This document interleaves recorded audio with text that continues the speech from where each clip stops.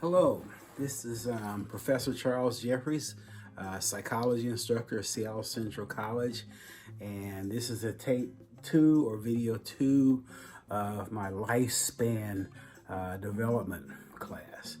Okay, and last videos, our last couple of videos, we talked about the assumptions of lifespan.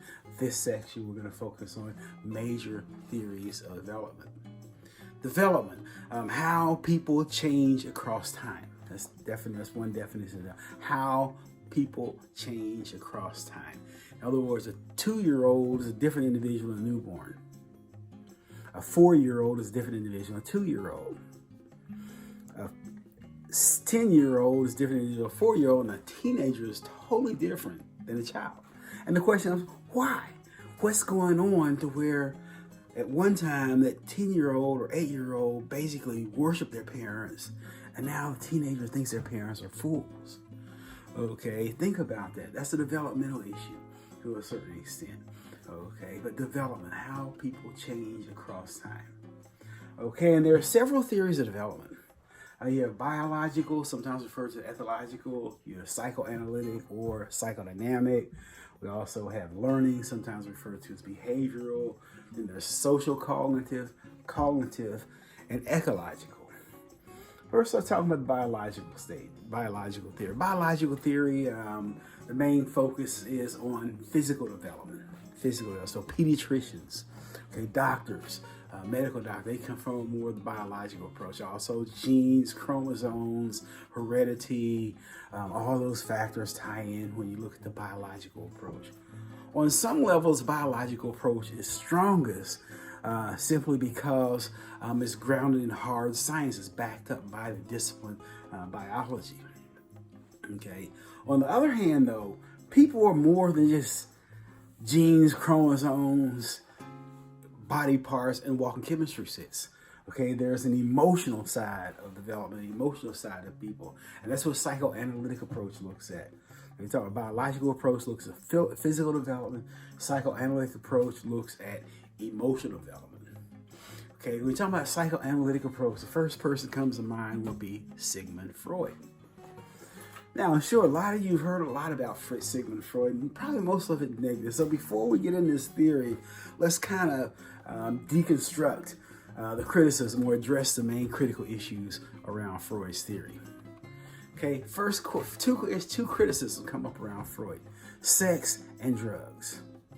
Okay, did Freud take cocaine? Yes. Did he give it to his patients? Yes. Did he abuse cocaine? I don't know. And even if he did, so what?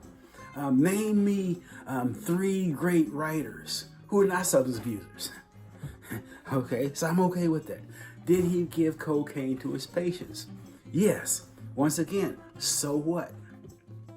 Most doctors during Freud's time gave their patients cocaine. You gotta understand that every generation is a wonder drug. 1950s, 1960s, amphetamines. They call them pet pills. These housewives were bored out of their gourds, so they go to the doctor and get a prescription strength meth.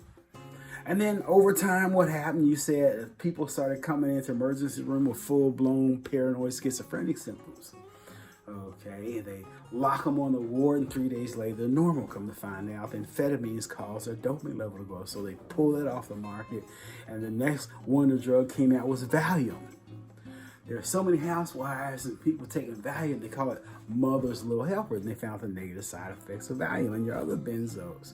Pulled that off the market. Then in the 1980s, Prozac was a drug of choice. Okay, Prozac. There's this doctor who wrote this book, Listen to Prozac, and he said his patients feel better than well. Better than well. It implies possibly a little bit of a high or an abuse issue there. So my point is, I'm not condemning Freud for his issue with cocaine simply because that was that generation. That's what people did. They put cocaine in Coca-Cola up to a certain part in American history. So you just have to think about that. Okay. Next issue comes up. Freud always hear about Freud talking about sex. Freud's a sex maniac. No, all Freud said was people in our culture are obsessed by sex. To a certain extent, that's true.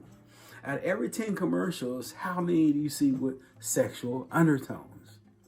I'll repeat that. Out of every 10 commercials on television, how many you see with sexual undertones? Think about children's movies. Children's movies. Aladdin. Why did he pretend to be rich? Okay, he wanted to impress Jasmine, right? Okay, you think about that. What's this? What, Little Mermaid? What, she gave up her ability to sing and swim so she'd be with a sailor. Okay, Pocahontas, a half-naked looking brown woman running around with some 30-year-old adult. Okay, so children's movies, Bugs Bunny. Whenever an attractive female comes on a cartoon, so sex, our culture is saturated by sex. So I'm not gonna deal with that. I'm not gonna criticize Freud because to a certain extent he had a point. I mean, our culture, particularly Western society, to a certain degree, is obsessed by sex. Now let's get into this theory. Gotta wait. Something of this theory. Id, ego, superego. Id is a dog in you, the primitive side of your personality. Okay, ego is the go-getter, the executive. The id is hungry. The ego's job is to get the food. Okay, but the ego is like a 4-year-old. You ever got a 4-year-old? Why are you knocking down? He's in my way. What'd you think it's worth? I want to play with it.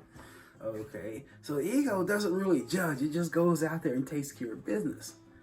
And that's where superego comes in. Your conscious society's demands of one individual. The little voice in your back of your mind saying you shouldn't have not have done that, or you should do this, or you should be nice.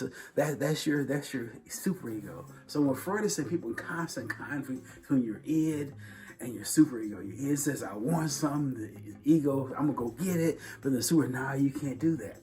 Okay, so people are in constant conflict. You think about one thing Freud's talking about, people are energy systems. Okay, think about a balloon.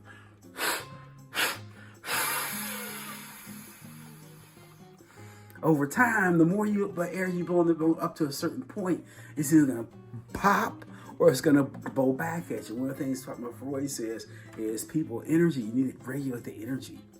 Okay, then that energy created by that conflict. But let's talk about Freud's stages, because that's what's really important as it relates to development. Oral, anal, phallic, latency, and genital. And we'll talk about that the next section.